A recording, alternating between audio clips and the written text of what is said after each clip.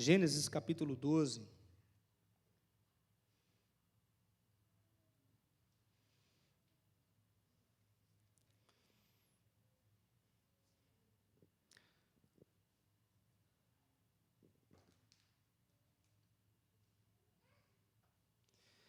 Muito bem, meus amados, nós estamos então hoje dando sequência à segunda mensagem, aliás, dessa série que eu iniciei na semana passada, que é Ponha em ordem o seu mundo interior. A pergunta é, como é que está você aqui dentro? Como é que está você por dentro? E é sobre isso que eu quero então compartilhar com você nessa noite, pondo em ordem o seu mundo interior, numa exposição do livro de Gênesis. Tá bom? Eu não vou ler, eu já expliquei isso, eu não vou ler versículo por versículo, de todo o capítulo 1, 2, 3, 4, 5, até chegar no final do livro de Gênesis, senão a gente não termina esse mês, tá bom? Mas eu quero expor as histórias do livro de Gênesis e trazer lições práticas para as nossas vidas sobre a família de Abraão. A família de Abraão, não apenas ele e Sara, sua esposa, mas também falando então sobre ali os seus filhos, os seus netos e os seus bisnetos. Então quero dar uma passeada pelo livro de Gênesis, tá bom? Na semana passada, eu então compartilhei sobre por que o meu mundo interior precisa ser colocado em ordem, ou por que o meu mundo interior está em desordem, não está organizado. E eu estive mostrando do capítulo 1 de Gênesis ao capítulo 3, que o motivo principal porque o mundo interior de todo ser humano está em desordem por causa do pecado. Essa então foi a abordagem que eu fiz com vocês de Gênesis capítulo 1 até então o capítulo 3. Deus criou o mundo perfeito, lembram disso não? Quem estava aqui semana passada, eu não sei se você acompanhou, tem alguns irmãos que não estão hoje aqui, mas que se acompanhou a mensagem também pela internet. Lembra bem, Deus criou um mundo perfeito. Estão lembrados? Viu Deus que era o quê? Quando Ele criou cada coisa, viu Deus que era bom. Não é isso? E ao final do capítulo 1 de Gênesis, a expressão que aparece no texto, depois de criar principalmente o homem e a mulher, a expressão que aparece lá, e viu Deus que era muito bom. Então, essas duas expressões traz uma ideia para nós de perfeição, traz uma ideia para nós de que Deus criou tudo muito perfeito. Mas Ele não só criou sol, lua, estrelas, Ele não só criou o mundo que a gente vê visível, mas Ele criou aqui dentro também, diz o texto da palavra de Deus, perfeito. E a expressão que aparece no texto então, é que Ele nos criou como? A sua imagem e semelhança. Ele criou a mim e você, parecidos com Ele. Então Ele cria um mundo externo perfeito, inclusive o homem, a criação, mas quando Ele cria o homem, Ele cria aqui dentro perfeito, como Deus é perfeito. Ele criou a imagem e semelhança dele. Eu expliquei na semana passada que imagem e semelhança diz respeito àquilo que Deus comunicou ao homem, os atributos, o caráter de Deus do ponto de vista de santidade, de bondade, de amor, de misericórdia, de justiça e de vontade própria, livre-arbítrio. Deus criou o homem assim, perfeito. Mas aí a gente chega no capítulo 3 de Gênesis, que foi o texto que eu li na semana passada. E no capítulo 3 de Gênesis, então, Satanás ilude o homem a pecar contra Deus. E o mundo interior e o mundo exterior do homem, interior e exterior, passou a estar em completa desordem. Passou a estar em completa desordem. É isso que a gente olha no texto. E aí, então, eu mostrei uma frase que eu quero que fique gravada na sua mente até o final dessa série, tá bom? A frase é: o mundo exterior é reflexo do nosso mundo interior. Ok? Decora isso. Tudo que nós olhamos para a sociedade em que a gente vê, tudo que a gente percebe, problemas, por exemplo, no casamento. Alguém pode, por favor, me ajudar a pegar o outro, que esse aqui está balançando muito? Alguém, por favor, vem aqui, me ajuda ali a pegar aquele outro que tem, por favor. Então nós temos, se há problemas no seu casamento, se alguém lhe fez mal na vida de alguma forma, Se até mesmo, presta atenção nisso, alguma catástrofe aconteceu que atingiu você, ainda assim é reflexo do pecado.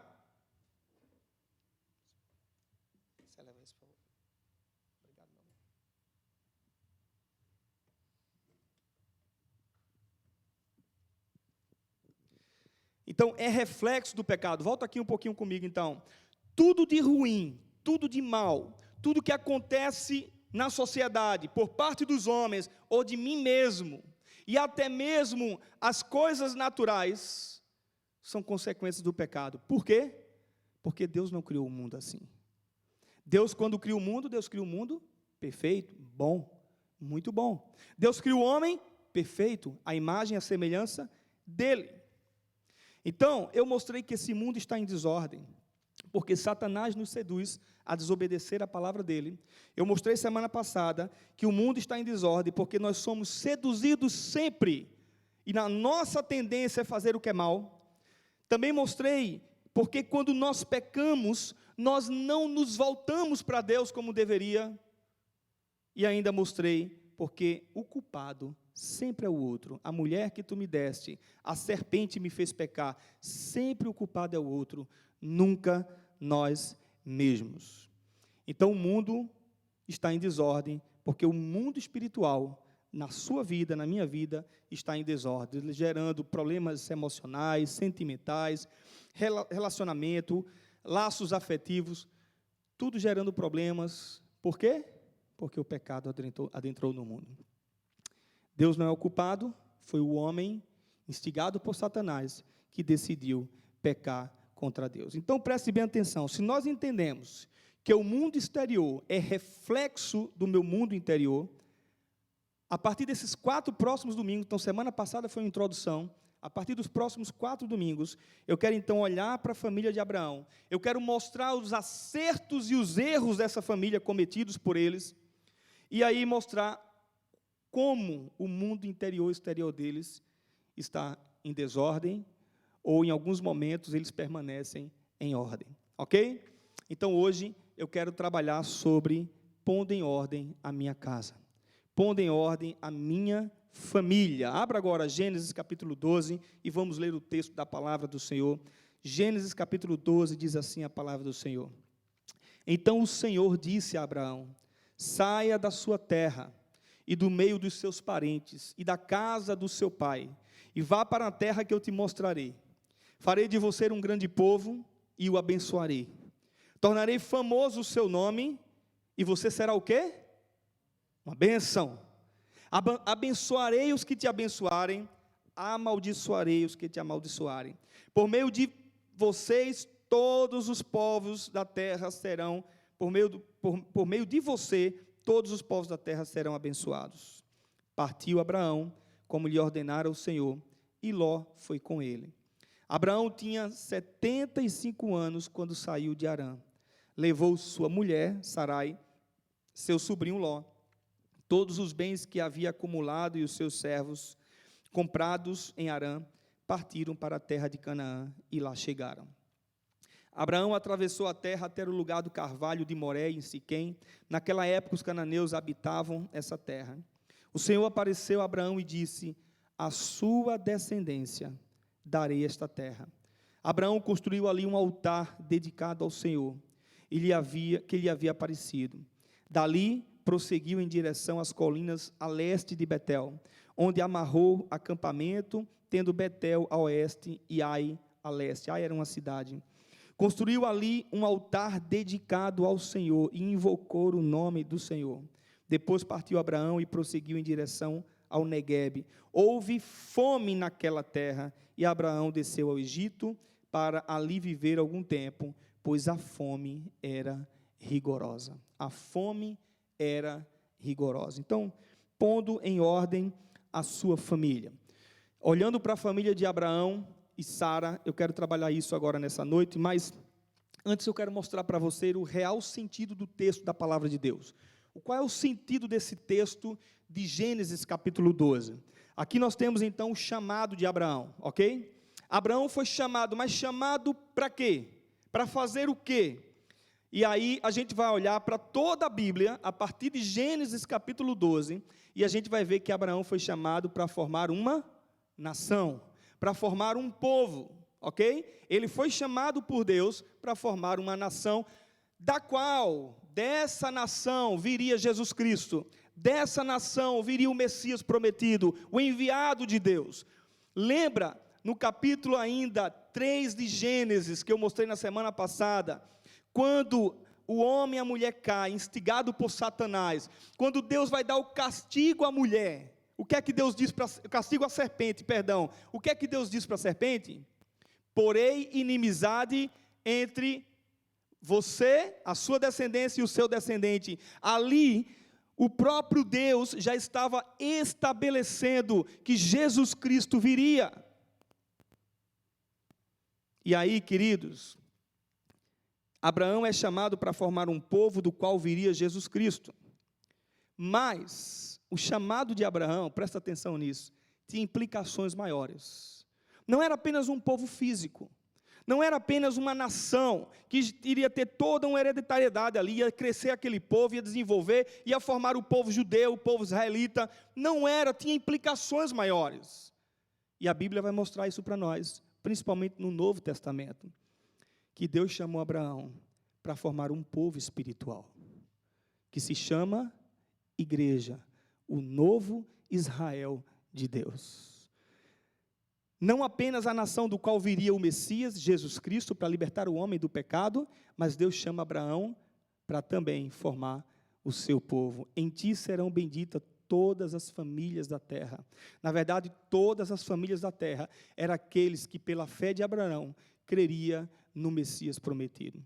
E aí, meus amados irmãos, isso é um longo assunto para a gente estudar, que agora não dá para ver isso, não é? A gente então vai observar isso, que Deus cria o homem perfeito no capítulo 2, o homem se afasta de Deus pelo pecado no capítulo 3, o homem sofre as consequências do pecado, a morte eterna. Não faça, no dia em que você fizer, você vai morrer. Ele sofre as consequências disso. O pecado se torna universal, todo aquele que nasce de Adão e de Eva, do primeiro homem, da primeira mulher, se torna pecador. Romanos 3:23 vai dizer: todos pecaram, todos, e perecem e carecem da glória de Deus, todos. O salário do pecado é a morte, mas o dom gratuito de Deus é a vida eterna. Agora o capítulo 6:23 de Romanos.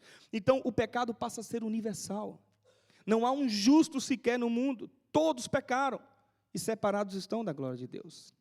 Depois, então, a gente diz que Deus, a gente olha para o texto e vê que Deus inicia o seu planejamento de restaurar o homem agora a partir do capítulo 12 de Gênesis. Ele então separa um homem, separa a sua esposa e diz para eles assim: sai de onde você está, vai para um lugar que eu vou mostrar, e eu vou fazer de você a minha nação, o meu povo, e eu vou ser o Deus de vocês. E aquilo então tinha implicações maiores, não apenas nação física, mas também ali tinha implicações da nação espiritual de Deus, e a Canaã, tão esperada, tão sonhada, se torna a Canaã celestial, onde um dia nós vamos estar na presença de Deus. Então preste bem atenção, o texto traz toda essa analogia aqui para nós, toda essa explicação de fato, que a partir de Abraão, Jesus viria desse povo, mas que esse povo não implicaria ser apenas uma nação, mas ser o povo de Deus, ok? Esse é o chamado de Abraão, e Deus faz uma aliança com ele: eu vou ser o teu Deus, e você será o meu povo, e aqui eu firmo um pacto com você, que foi a circuncisão. E ali então Deus faz isso com Abraão. Esse é o sentido do texto, ok? Para que você não saia daqui dizendo: pastor, então distorceu o texto. Nunca. O sentido real desse texto significa isso, mas a palavra de Deus é rica, a palavra de Deus é eficaz, e ela nos traz exemplos fantásticos a partir da vida de Abraão e de Sara. E aqui eu quero olhar eles como casal, eu quero olhar Abraão e Sara como família, e trazer então lições preciosas sobre o mundo exterior, como reflexo de um mundo interior. Quero tirar lições preciosas sobre casamento, criação de filhos e relacionamento entre irmãos a partir da família de Abraão. Versículo 1, só para a gente entender o texto. Olha lá, diz assim: Deus chama Abraão para viver com sua esposa longe da sua terra e da sua parentela. Sai da tua terra e da tua parentela. Há uma determinação de Deus que Abraão saísse de perto dos seus parentes e fosse para um lugar que Deus mostraria. Gente, perceba, isso não tem a ver com casamento? Não é assim no casamento. Quando a gente casa, a gente deixa o pai, deixa a mãe, como a Bíblia diz, se une à mulher, e a gente então sai dos nossos parentes, a gente sai da nossa casa, a gente sai da nossa parentela, e vai ali formar uma família, longe das asas do papai, longe das asas da mamãe, e a partir de agora, dois. Era isso que estava acontecendo agora com Abraão e com Sara. Eles já tinham um tempo de casados, sim, já tinham, eles não estavam casando agora, ok? Você vai ver isso no texto anterior. Mas a gente percebe que agora eles vão construir a família deles longe dos de sua casa. Deixará o homem, pai e mãe, se unirá à sua mulher, e se tornarão os dois uma só carne. A vida agora é para o seu marido e para a sua esposa. Era isso que Deus estava dizendo a Abraão, é isso que Deus está dizendo para mim e para você, como homem e mulher, casados que nós somos. Deus estava chamando Abraão para construir família. Mas ainda no versículo 1, o texto diz assim, construir família, que eu digo assim, viver os dois sozinhos, em um lugar distante da sua família, e ali caminhar a vida dois, ok? Com a vida dois. Mas o texto continua dizendo assim, versículo 1 ainda, vai para a terra que eu te mostrarei. Aqui o texto é claro que Deus agora tira Abraão e Sara da sua terra e da sua parentela, de perto dos seus, e agora então Abraão, o pai de Abraão inclusive já tinha morrido, mas agora Abraão sai dali e vai para um lugar distante, e Deus está dizendo assim para ele, eu vou te mostrar que lugar é esse. Sabe o que é que significa isso, irmãos? Depender, quando você constrói família, a sua dependência é única e exclusivamente em Deus, única e exclusiva no seu Deus. A nossa dependência é nele. Isso implica uma dependência total em Deus. E aí, meus amados irmãos, eu me lembro que quando eu casei, com pouco tempo de casados, eu fui morar numa cidade, a 4 horas da minha cidade, junto com Karina, a gente novinho, fui assumir o meu segundo ministério pastoral, depois de 2 anos na mesma cidade, pastoreando uma igreja ali, mas a gente é novo como casados. E eu me lembro o quanto aquilo foi enriquecedor para nós dois, o quanto aquilo foi abençoador para a minha vida e para a vida de Karina, o quanto nós crescemos como casal, e o quanto, principalmente, nós vimos o cuidado de Deus sobre nossas famílias. Chorava todo dia longe dos pais, 4 horas. 4 horinhas só. E Deus cuidou da gente em todo momento. Deus nos convida a depender dEle como família. Sai, vai para um lugar longe, sai de perto dos seus, e você vai para onde eu estou mandando você. E você vai fazer o que eu estou mandando você fazer. Eu vou estar com você, eu vou cuidar de você. Isso é casamento, implica depender de Deus. Completamente. Não é o que você construiu, coloca isso na sua cabeça, não é o que sua esposa construiu, não é o fruto do seu trabalho, é a sua dependência em Deus. Tudo que nós temos vem de Deus, porque dele, por Ele e para Ele são todas as coisas. A Ele a honra, a glória pelos séculos dos séculos. Amém. Não depende de quem corre ou de quem quer. A graça de Deus sobre nós e nos chamar e nos alcançar depende de Jesus. Da mesma forma, é assim com a minha vida diária, na minha caminhada. Ele está comigo, Ele está cuidando de mim. Não depende de você. Depende do seu compromisso com o seu Deus. Ele vai suprir tudo, Ele vai dar moradia, Ele ia dar moradia para Abraão e Sara, Ele ia dar sustento para Abraão e Sara, Ele ia cuidar daquela família. Versículo 2 agora, Deus promete abençoar a família de Abraão. Ele diz assim, farei de você um grande povo, e o abençoarei, tornarei famoso o seu nome, e você será o quê? Uma bênção. Mais uma vez, agora, Deus está dizendo para ele, dependa de mim, mas Deus está dizendo para ele promessa, está dando para ele promessa, eu vou te abençoar. Não só agora depende de você depender de mim, mas eu estou dizendo a você, se eu vou ser o seu Deus e você vai ser o meu povo, eu vou te abençoar, eu vou cuidar de você. E aí, queridos, o objetivo de Deus é fazer da sua vida e da sua família uma bênção. Deus não juntou você e seu marido, Deus não deu seus filhos para maldição. Coloca isso na sua cabeça. Deus colocou vocês a dois juntos, para ser bênção, um para o outro, para ser bênção na vida dos seus filhos, para os seus filhos serem bênção nas suas vidas, e para você ser bênção na vida das pessoas lá fora. Versículo 3 e 4, Abraão obedece ao chamado de sair para construir uma família. Diz lá que ele saiu e foi. Ele simplesmente obedece à palavra de Deus. Ele obedece. Eu queria dizer uma coisa para nós, famílias, presta atenção aqui. Para você pôr em ordem o seu mundo interior, os seus ouvidos e os meus ouvidos precisam estar sensíveis à voz de Deus. Precisamos escutar Deus falar conosco no nosso dia a dia. Precisamos entender qual é a direção que Deus está soprando sua vida. Para onde Ele está te mandando, para onde Ele está guiando você. Precisamos estar sensíveis à voz de Deus no que Ele fala sobre casamento, sobre criação de filhos. Quero sim, água, por favor, obrigado. Sobre criação de filhos. E eu fico pensando que um dia nós saímos das nossas casas, dos nossos parentes, dos nossos pais. E eu fico pensando, queridos, que a gente não tem mais como voltar atrás. É preciso obedecer ao chamado que Deus te deu.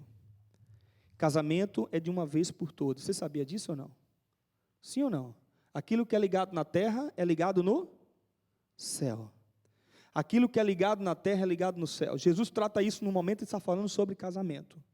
Sobre relacionamento a dois. Casamento foi feito de uma vez por todas. Mas, infelizmente, muitos pastores por aí afora, em muitas igrejas, e muitos pseudos cristãos, casa separa, casa não deu certo, separa, casa não deu certo, separa. Onde tem isso nas Sagradas Escrituras? Em canto nenhum. Se isso aconteceu um dia na sua vida, agora é hora de corrigir, agora é hora de organizar a sua vida. Se você está num novo matrimônio, organiza a sua vida. Mas para com isso. Deus chamou você para estar juntos, um com o outro. Deus chamou você para construir família, então obedeça a sua palavra. Versículo 3 e 7, Deus mostra que vai abençoar essa família, esse casal, com filhos. Ele diz, farei de você um grande povo, e o abençoarei, darei a tua descendência na terra. Filhos é bênção do Senhor, irmãos. Filhos é bênção do Senhor. Tem gente por aí fora que não quer ter filhos, ou fica preocupado em ter filhos, porque eu não sei como criar, porque os dias de hoje é muito difícil, porque eu não vou ter dinheiro para criar meus filhos. Deus vai cuidar, Deus vai te dar sabedoria, Deus vai dar inteligência, Deus vai dar orientação para você cuidar do seu filho. Agora, tudo que você precisa saber na sua vida sobre família está aqui, Palavra de Deus, simples, é só ler. O problema é que a gente quer buscar, nada contra psicólogo, tá, irmãos? Nada contra psicologia. Mas a gente quer buscar todas as informações na psicologia. Você quer saber sobre casa, sobre família, criação de filhos? Palavra de Deus. Pastor pode te ajudar? Sim, mas é a palavra. Um irmão da igreja, alguém sábio, pode te dar uma orientação? Amém, mas é a palavra que vai nortear nossas vidas. E ela trata. Talvez ela não vai dizer ipsiliter aquilo que você quer ouvir, mas ela trata sobre relacionamento a dois, sobre criação de filhos e etc. Ele vai nos dar filhos, e Ele vai abençoar, porque filhos é bênção de Deus. Agora, perceba um detalhe. Sara, alguém lembra da história? Sara era o quê? Estéril. Ela não podia ter filhos. Mas Deus estava dizendo para Sara, uma mulher já idosa, você vai ter filhos, e desse filho eu vou te abençoar. Você sabe o que significa isso, irmãos? Deus faz milagres na família, Deus faz milagres no casamento, Deus faz milagre com os nossos filhos. A gente precisa crer e não duvidar que Ele está ali conosco o tempo todo. Ele faz milagres. Versículos 7 e 8, Abraão entende que Deus estava chamando ele para ser dele. O que é que Abraão faz, diz o texto?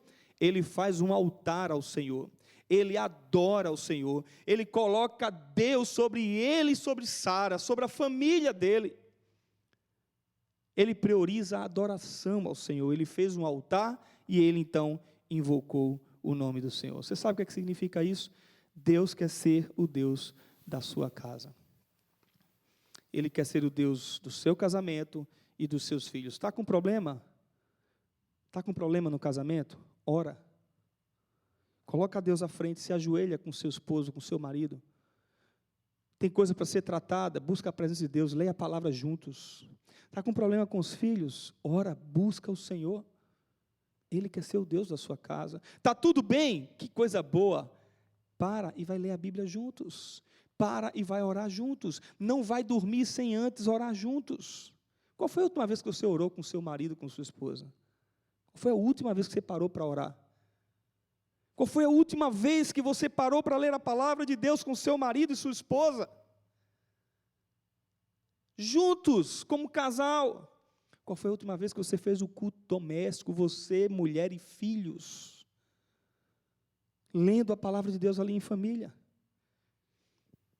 Então Ele quer ocupar o centro da nossa casa, não negocia isso. Esses são os passos que Deus deu para a formação da família de Abraão. Ok? Mas olha o que acontece no versículo 10. O texto mostra que nem sempre tudo será mil maravilhas. Diz o texto no versículo 10, que quando eles saem dali, eles vão para um outro lugar. Naquele lugar em que eles estão, há fome na terra. Havia uma tremenda seca e uma tremenda fome na terra. Não tinha alimento, não tinha comida. A caminhada a dois nem sempre vai ser fácil. A caminhada em família nem sempre vai ser fácil. Vão existir problemas, vão existir lutas. Quem está dizendo para você que tudo vai ser muito bom, está te enganando. São duas cabeças, preste atenção. São duas cabeças, são dois temperamentos, são dois mundos diferentes, são dois tipos de criação. Os problemas vão vir, seja ele externo, seja ele ali dentro a dois, com os filhos e etc. Virão provações permitidas por Deus. Virão tentações enviadas por Satanás. Virão erros cometidos por nós mesmos. Então perceba o processo. Deus retira o casal de sua parentela. Deus leva eles a depender de Deus. Dependa de mim. Vai para o lugar que eu vou te mostrar. Deus mostra que vai cuidar deles. Eu vou te abençoar. Deus diz que vai dar filhos. Isso é construção de família, tá, irmãos? Vou te abençoar com filhos. E depois, Deus diz que vai ser o Deus deles, e eles serão o povo de Deus. Mas, na caminhada, diante de um mundo interior e exterior, em completa desordem, os problemas vão surgir. As lutas vão acontecer. Diante de um mundo em pecado que nós vivemos, sempre existirão lutas. Sempre. E agora sim, eu quero passear em Gênesis, na família de Abraão. Agora sim, eu quero sair do texto, eu quis mostrar para você a construção de uma família. Vou relembrar, construção da família, sai da casa dos seus parentes. Eu vou cuidar, eu vou abençoar, eu vou te ajudar como casal. Você vai produzir filhos, você vai construir família. Eu vou estar com você, mas vai ter problema. Não pensa que vai ser tudo muito fácil, porque vai ter problema. E é diante desses problemas, então, que eu quero mostrar para você as atitudes dessa família. Como o mundo interior deles e o mundo exterior estava em completa desordem e não é diferente de nós. Eu quero mostrar os erros e os acertos dessa família. Deixa eu começar então com você, dizer o seguinte: na caminhada a dois, em meio às lutas da vida que nós enfrentamos, que Deus nos orientou a construir família, depender dEle, em primeiro lugar, não entregue o seu marido e a sua esposa para outros.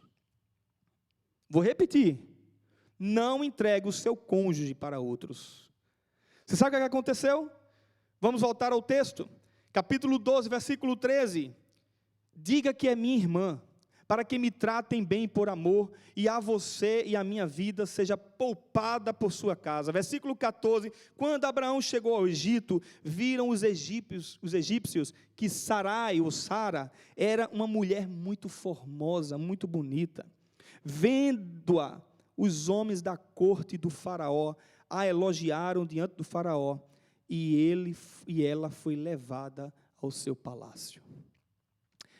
Eu quero começar por Abraão, depois eu vou falar da Sara. Quero começar por ele. Na primeira diversidade, Deus cria família, tudo lá, dá tudo para eles. Na primeira diversidade, ele entrega a esposa dele para outros. Ele vai para o Egito por causa da fome, havia fome na terra, e quando ele chega no Egito, o que é que ele faz, irmãos? Ele, com medo, cadê a dependência de Deus? Cadê o Deus que tinha dito a ele e a ela assim, eu vou cuidar de vocês, fica tranquilo, vai, é só ir para o mundo, é só seguir a vida a dois, eu vou estar com vocês. Não, eles tiveram medo, e nesse medo que eles tiveram, ele ficou com medo de morrer, matarem ele e ficarem com a esposa, e ficar com a esposa dele, e o que é que ele faz então? Ele diz, faz assim, diz que você é minha irmã, fala para os outros que você não é minha esposa. Fala para os outros que você é a minha irmã. Deus é tão bom, irmãos. Deus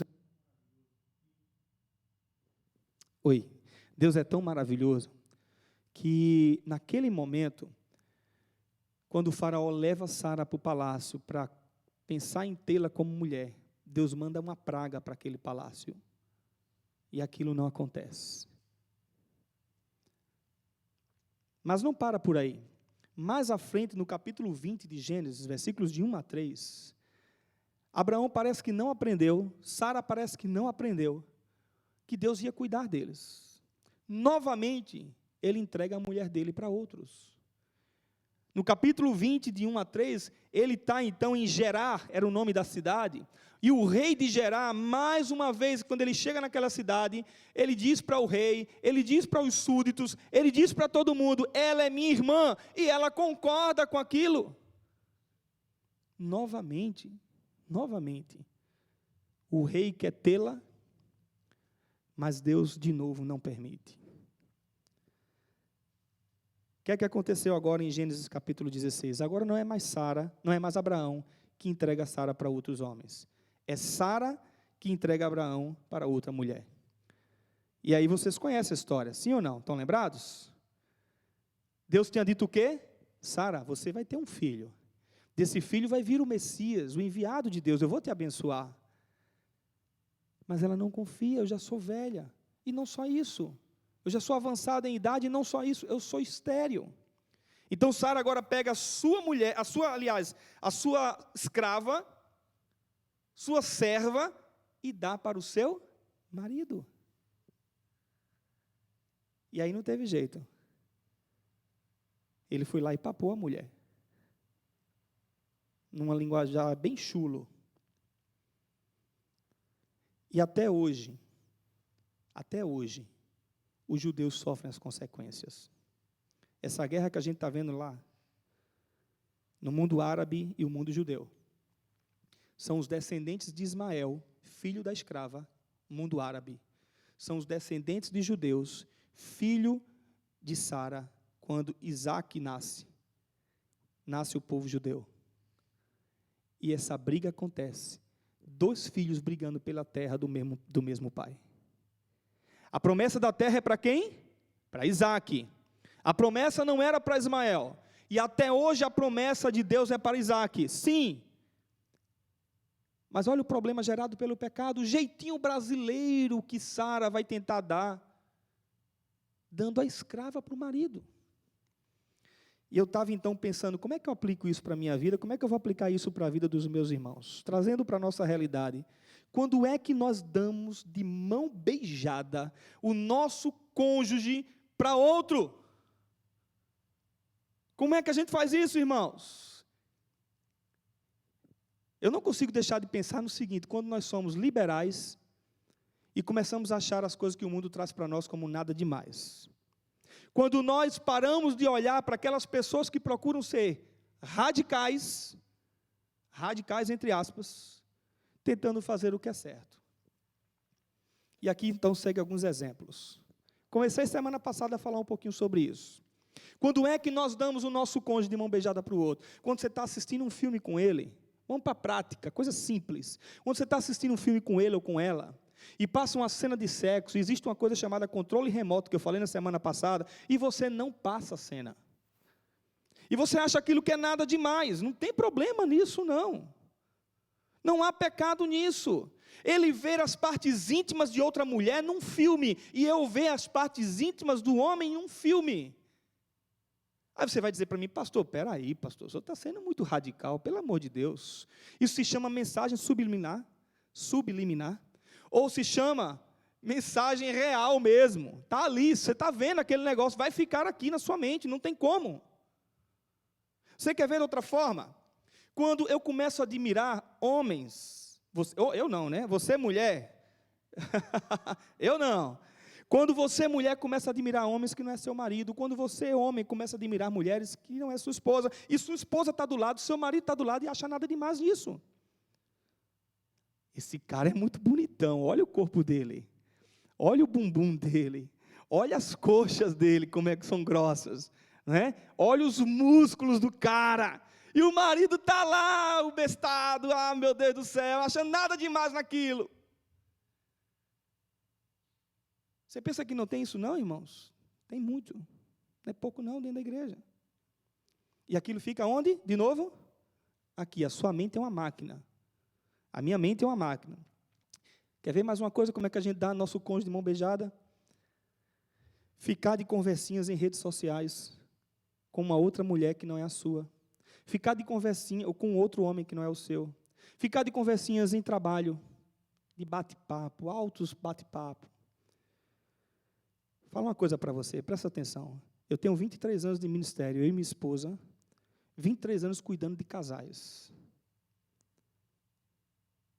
E o adultério nunca acontece da seguinte forma. Ei, vamos ali para o motel?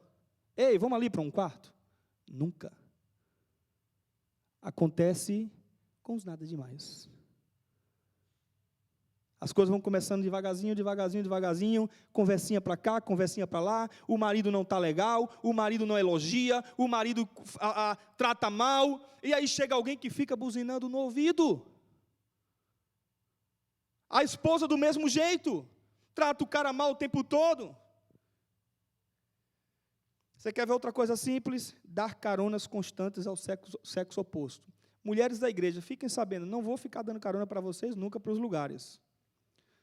Se eu fizer, é uma extrema necessidade. E na necessidade, se eu estiver sozinho, eu faço por uma extrema necessidade de minha esposa sabendo. Mas, de preferência, ela tem que estar comigo. Me lembro que, quando eu era pastor, numa cidade, 2 moças moravam no mesmo condomínio que eu. E eu era novinho.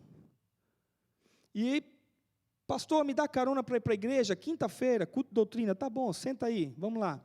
Primeira vez, minha esposa grávida em casa. Segunda vez, umas conversinhas, umas brincadeirinhas. Terceira vez eu disse, olha, deixa eu dizer uma coisa para vocês duas. A partir de hoje, eu só dou carona para vocês quando Karina tiver. Quando ela não puder ir, veja uma forma de vocês irem. Isso é ser radical, irmãos? Talvez. Mas eu prefiro pecar por um excesso de zelo do que deixar as coisas correrem soltas. Porque isso aqui é carne.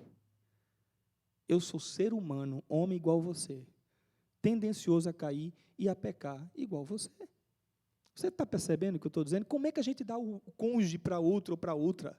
Como é que a gente faz? Continuar a ir a lugares que você sabe que aquele ambiente não é bom, elogiar ou receber elogios de outros o tempo todo, sabe?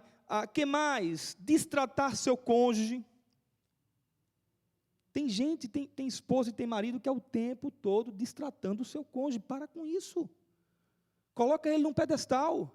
Ele pode ser, ela pode ser, ele pode ser o pior dos piores. Mas para de destratar seu cônjuge. Sempre o outro é melhor, sempre o gramado dos outros é mais verde, sempre o outro é mais isso, mais aquilo. Não. Deus te deu esse, vai tratar o que precisa ser tratado. Deixa eu falar uma coisa para você também. Um ciúmezinho saudável é bom de vez em quando, tá? É bom. Ciúmezinho saudável. Não estou falando aquele ciúme doentio, não. Mas de cuidado um com o outro. Está o cara o tempo todo ali perto da sua mulher, chega junto. Chega junto, opa, estou aqui, tudo bom? Estou aqui, estou perto dela. Ela é minha, tá? Desculpa aí. Agora eu vou falar de coisas um pouco mais pesadas. De aconselhamentos. Assistir filme pornô para apimentar o sexo. Você está dando seu marido e sua esposa de mão beijada. Pastor, isso não é para falar no culto? É para falar no culto sim, meu irmão. É para falar no culto sim, porque a gente está vendo cada absurdo dentro da igreja que não é pouco, não. E psicólogos orientando isso. Teve um psicólogo que orientou a mulher a ter uma relação sexual fora do casamento, numa cidade que eu pastoreei, e depois a cidade ficou sabendo que ele estava tendo relações com as mulheres. Mas a psicologia dizia para ele o seguinte, para ele dizer para a mulher disse para ele me orientou, pastor, eu tenho relação fora do meu casamento. Pastor, pasmem, pastor psicólogo. Para que o casamento fique saudável, porque ela não estava conseguindo ter uma boa relação com seu marido. Na hora do sexo, dizer que o cônjuge é outra pessoa, você está dando ele para outro. Ficar muito tempo sem relação sexual, está de castigo. Para com isso. Vai ler Paulo falando sobre casamento. Paulo diz que o seu corpo não é seu, o seu corpo é do seu marido é do seu esposo. Tem que ver um comum acordo, claro, senão vira estupro, né? Mas não pode. Deixar sua esposa ou seu marido usar certas roupas com certos decotes, você está dando ela para outro. Quem tem que olhar para as partes íntimas da sua esposa, do seu marido, é você, não é ninguém. Então, essas são as formas de entregar o cônjuge a outra, ou a outro. Segundo lugar, segunda lição que eu quero tirar do texto de Gênesis para nós. Não duvide do que Deus prometeu e pode fazer de sua família. Não duvide. Sabe o que aconteceu? Eu vou correr um pouco mais agora. Eu queria me dedicar mesmo àquele primeiro ponto, mas eu vou correr um pouquinho mais. Não duvide do que Deus prometeu dar à sua família. Tem promessas tremendas e maravilhosas na palavra de Deus para filhos, para casais e etc. Então disse o Senhor, Gênesis capítulo 18, voltarei a você na primavera, Sara, sua mulher, terá um filho. Sara escutava a entrada da tenda atrás dele. Abraão e Sara já eram velhos, de idade avançada, e Sara já tinha passado a idade de ter filhos. Por isso, riu consigo mesma. Ela sorriu consigo mesma, aquele sorrisozinho sarcástico, somente para ela, não é? E ela pensou, depois de já estar velha, e o meu Senhor já idoso, ainda terei prazer? Sara riu em seu coração. Tem outra tradução que vai dizer isso. Sara riu em seu coração. Meu amado irmão, minha irmã, nunca duvide das promessas de Deus para a sua vida. Nunca duvide das promessas de Deus para o seu casamento. Foi Deus que instituiu a família, foi Deus. E nas horas mais difíceis da sua vida a dois, dos problemas que vocês têm um com o outro, ou no casamento ou com os filhos, saiba, Deus é um Deus que cuida de você. Mais uma vez eu volto a dizer isso. Qual é o filho, qual é o pai que o filho pedindo pão, Deus vai dar uma pedra? Tudo que pedires em meu nome, e pedindo com fé, isso eu farei. Tudo posso naquele que me fortalece. Eu vou estar com vocês até a consumação do século. São muitas palavras de promessas que Jesus nos deu para o casamento. Então pare de duvidar. Lance sobre Deus toda a vossa ansiedade e Ele tem cuidado de vós. Tem maridos e esposas que vivem para trabalhar, vivem para correr, esquece o filho, não brinca com o filho, prioriza a vida profissional. Pois eu quero dizer uma coisa para as mulheres aqui, eu louvo a Deus por muito tempo minha esposa se dedicar aos filhos e ela não se arrepende disso. Eu louvo a Deus por isso. E foram dias difíceis financeiros, mas o quanto foi bom para eles, eu não terceirizei a educação deles. eles foram educados pela mãe e pelo pai. Você está entendendo o que eu estou dizendo, meu irmão? Será que isso é ser radical? Será que isso é olhar para a palavra de Deus e a gente não parar e enxergar as coisas boas que Deus quer fazer na minha vida e na sua família? Se há problemas, não duvide, não fique rindo no seu coração.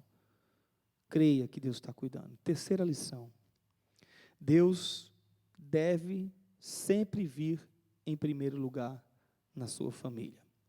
E aqui tem a ver com obediência, fé e temor a Deus. Eu vou ler o texto não porque é um pouco mais longo, mas teve um momento na família de Abraão e Sara que Deus deu o filho para eles, chamado, quem era? Alguém lembra? Isaac. Deus deu Isaac para Abraão e Sara. E teve um momento que Deus pegou pesado com Abraão e Sara. Vocês lembram ou não? Vocês estão lembrados? Deus pegou pesado, Deus queria provar a fé dele, e Deus disse: eu quero que você sacrifique o seu filho. Abraão era sacerdote, e o sacerdote sacrificava os animais para Deus em forma de adoração, em forma de busca a Deus, em forma de confissão de pecados, em forma de clamor a Deus e adoração ao Senhor. Mas Deus disse para Abraão: eu não quero animal, eu quero o seu filho. Coisa inédita. E, irmãos, é tremendo esse texto, para depois você ler com calma. Diz que Abraão, de manhã cedo, levanta, prepara o jumento, leva consigo os seus servos, leva o filho, corta a lenha para o sacrifício, para o holocausto, vai em direção ao lugar, e ali então a gente vê a obediência de Abraão. Deus prova Abraão, diz: eu quero o seu filho. Abraão, em nenhum momento a gente vê no texto, ele relutando, ele dizendo: não, Deus. Ele entendeu, se o Senhor me deu, Ele está pedindo, eu vou obedecer. Mas isso não tinha a ver só com obediência.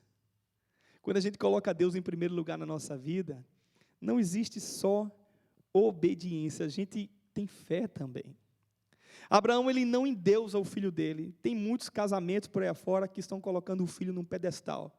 Cuidado, que Deus pode levar.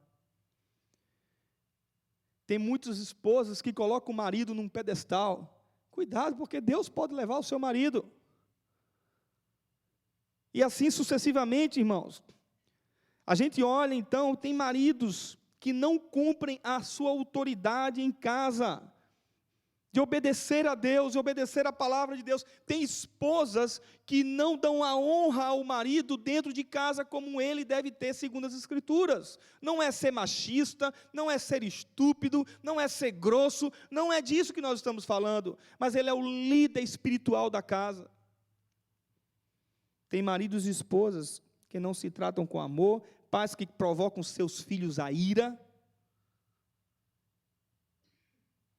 mas também tem filhos que desonram seus pais constantemente, porque os pais não têm mais autoridade sobre os filhos. Essa coisa que a gente vê aqui nos Estados Unidos, em todo o mundo, o Brasil não é diferente da bolha, né? Ou seja, o seu filho fica ali dentro, você não pode abrir a porta do filho, você tem que bater e perguntar: posso entrar? Conversa, na minha casa não tem isso, eu entro e acabou. Enquanto ele estiver dentro da minha casa, ele está debaixo da minha autoridade. Quem aqui nunca apanhou? Levanta a mão. Quem nunca apanhou? Quem nunca levou uma palmada do pai? Quem levou uma palmada do pai, levanta a mão. Eita, povo que apanhou, hein?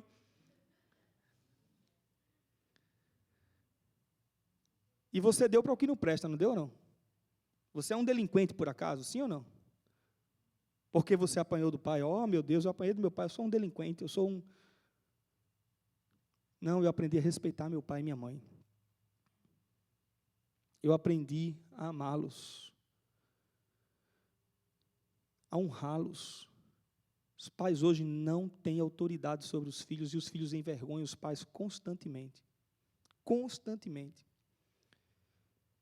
Abraão obedece a Deus, a palavra de Deus. A Bíblia diz: filhos, eduquem seus filhos, pais, eduquem seus filhos no temor do Senhor. Pais, não provoquem os vossos filhos a ira. Filhos, honrem seu pai e sua mãe, que é o primeiro mandamento com promessa. Mas Abraão cria, ele não só obedecia, ele cria que Deus faria um milagre. Isso tem a ver também com temor a Deus. Lembra da pergunta de Isaac para Abraão? Meu pai, eu estou vendo aqui lenha, eu estou vendo o fogo que a gente vai acender, mas eu não estou vendo o cordeirinho. Qual é a resposta de Abraão? Deus proverá para si o cordeiro. Irmãos, eu me arrepio todo porque isso tem a ver com Jesus, claro. Né? Isso tem a ver com a promessa da salvação de Jesus. Eu era para morrer e Ele envia Jesus Cristo para morrer em meu lugar. Ele providencia o cordeiro. Na hora que Ele pega o punhal para sacrificar o filho, Deus diz: Abraão, para porque eu já entendi, para porque eu já sei, e eu já sabia que você é meu servo, que você não coloca nada em favor, em meu lugar, nada contra mim, nada além de mim, você me tem como seu Deus.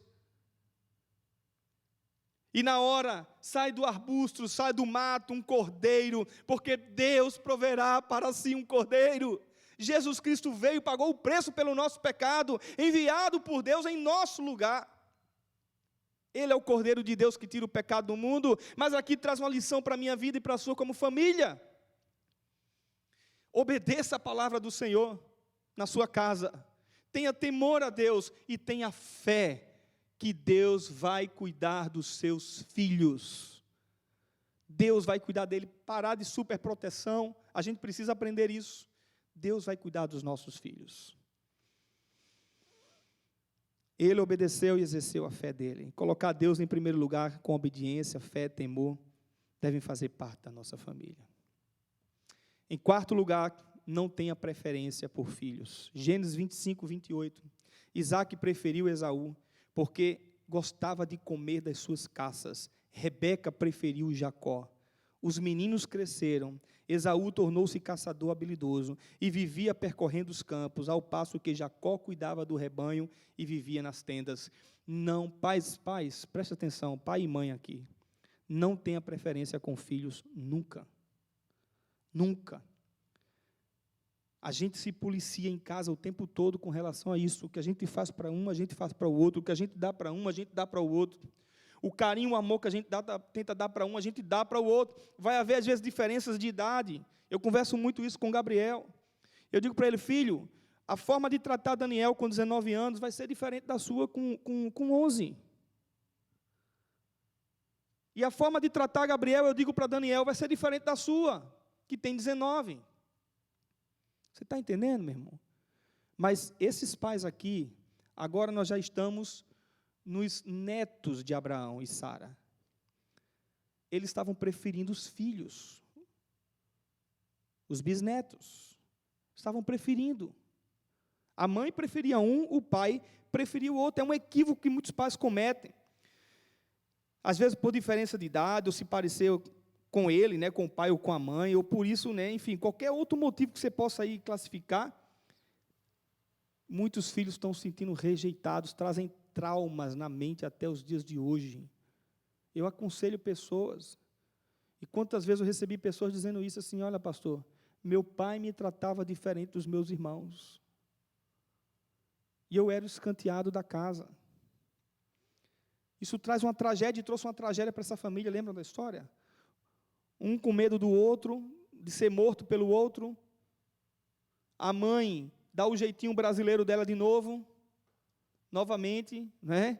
Vai lá e pega o direito de primogenitura que era para ser dado ao outro, dá para o filho, e eles começam a ter problema, e um foge com medo, e passa a vida toda longe do irmão e longe dos pais. Tragédia na família, por preferência. E se você é um filho que ainda hoje é assim, se você é um irmão que ainda hoje é assim, e de repente você é o preferidinho da mamãe ou do papai, coloca uma coisa na sua cabeça: não aceite isso. Não aceite isso. Os resultados é gerar discórdia dentro de casa. E se um pai ou uma mãe ou um filho acha que isso está bom, quero dizer uma coisa: você está criando mimos. E você está causando problema para o seu filho. Então, outra lição preciosa sobre a família de Abraão e Sara. A família agora lembrando dos filhos. que pegou os seus netos, os netos de Abraão, os seus filhos, né, e os netos de Abraão, e teve preferência. Não tenha preferência dentro da sua casa. Trate por igual. Por último, não rejeite o seu irmão. E aí a gente tem a história lá no capítulo 37 agora, já lá os bisnetos de Abraão e Sara, a gente tem agora a história de José.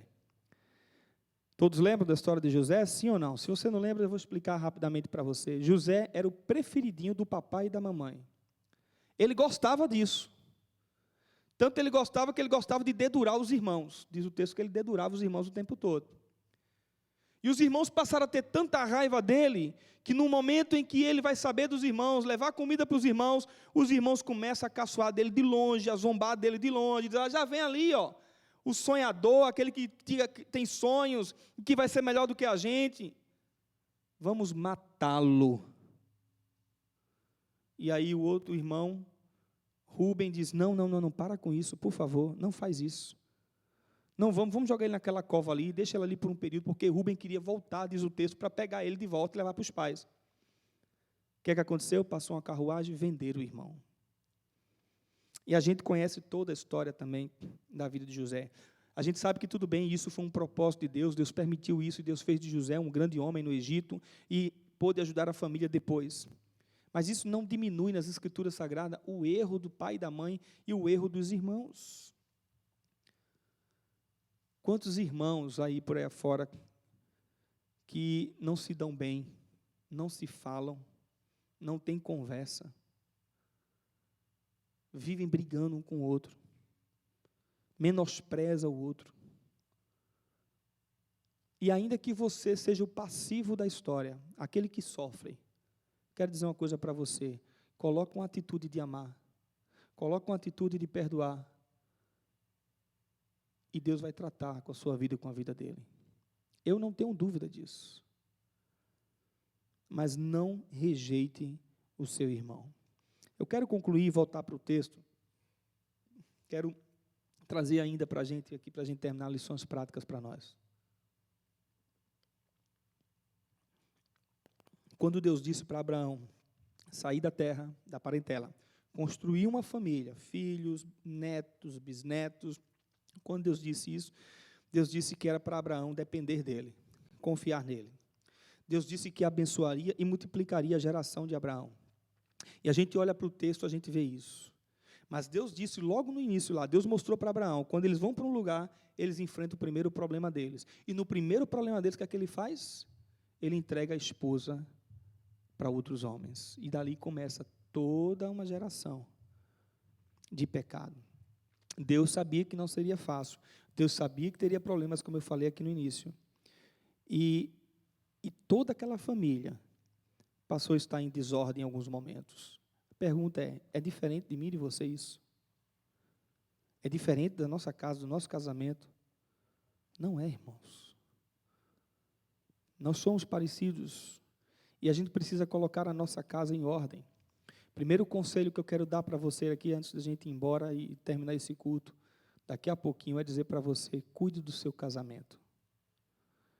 Cuide do seu casamento. Valorize o seu esposo, a sua esposa. Ame, perdoe, trate com amor e com carinho.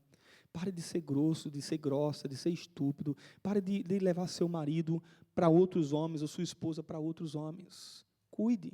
Mas não é aquele ciúme doentio que o outro não pode ir a lugar nenhum. Não é disso que eu estou falando. É de cuidado, é de amor. É de respeito mútuo. É de carinho. Qual foi a última vez, por exemplo, que você disse para sua esposa que a amava? Eu digo todo dia e toda hora. Todo desligado de telefonema, eu digo, eu te amo. E não é jargão marital, né? Não, é amor mesmo. Dizer para o outro que ama, dizer para o outro que quer bem, que cuida, que valoriza. Qual foi o último passeio que vocês fizeram juntos? Namorando de mãos dadas? Não tem idade para isso não, irmãos. De ir num restaurante almoçar, jantar juntos. Pais, qual foi a última vez que você brincou com seus filhos? de brincar mesmo. Meus filhos já casaram, meus filhos já estão velhos. Ok, chama para jogar um dominó. Chama para jogar cartas. Faz uma pizza. Valoriza a família. Porque amanhã pode ser muito tarde. Cuidar uns dos outros como irmãos. Eu me lembro que eu e meus irmãos não eram tão assim próximos. Até um dia que quando Jesus entrou na minha vida, eu disse, eu quero me aproximar da minha família e dos meus irmãos. E hoje eu sou próximo deles, eu falo, eu brinco, a gente conversa, eles falam comigo, a gente brinca, a gente conversa. Temos nossas diferenças. Faça isso. Ame o seu cônjuge, mantenha a unidade dentro de casa o tempo todo. Ponha em ordem o seu mundo interior. E aí, consequentemente, o mundo exterior vai estar em ordem. E ainda tem mais uma coisa que eu queria encerrar dizendo. Se com suas próprias forças você não consegue pôr em ordem algumas coisas na sua família, busca ajuda. Busca ajuda espiritual, busca ajuda da igreja. Busca ajuda de Deus na palavra. Um conselho que eu queria dar para vocês, meus amados irmãos, com muito amor eu estou dizendo isso. Não é repreensão, por favor. Joga teus filhos na casa de Deus. Teu filho, tua filha, ou teus filhos e tuas filhas. Empurra para a obra do Senhor. Faz eles amar a igreja de Jesus. Como é que você faz isso? Vai para a programação da igreja, esteja presente. Faz seu filho amar estar ali, gostar, ter prazer de estar ali. Por muitos anos eu fiz isso como pastor. E eu me lembro que uma vez alguém disse assim para mim, mas você tem seus filhos na igreja porque você é pastor. E eu disse para essa pessoa, vai ver as estatísticas de filho de pastor. Estão tudo no mundo. Tudo distante de Deus. Segunda coisa, passei 2 anos aqui em Boston, eu falei isso recentemente numa pregação aqui. Fiquei sentado em banco de igreja. E nesses 2 anos, eu estava o tempo todo com meus filhos na casa do Senhor. E eu levava eles para programações infantis, programação de criança. Eu ia sozinho para os cultos, porque eu precisava me alimentar. Tá, até aqui um casal que acho que sabe bem disso. Eram de lá. Nunca deixei, porque eu sou pastor, eu tenho que levar meu filho para a igreja. Não. Eu quero que meu filho aprenda a amar a Jesus. Aprenda a amar a Cristo. Aprenda a amar a igreja. Então não tem conveniência, não tem psicologia nesse mundo, não tem doutrina desse mundo que tire de mim eu encaminhar meus filhos no caminho do Senhor. Então, se você ainda tem essa oportunidade como pai, eu estou falando isso com muito amor para você, muito amor. Isso não é repreensão, vou dizer novamente para você isso. É amor. Você vai ver o quanto isso vai ser abençoador na sua vida. Feche seus olhos, vamos orar.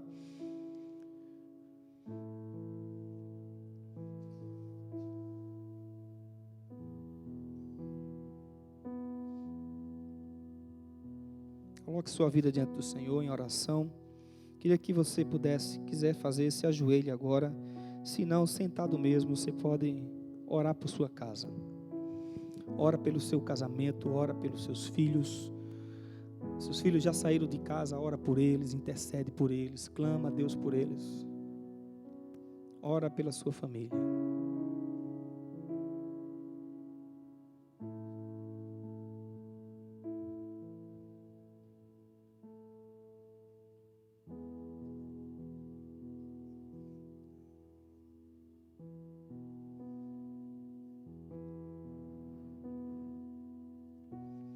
Senhor, nós estamos na Tua presença, nós temos muito o que aprender, Senhor, nós não somos perfeitos.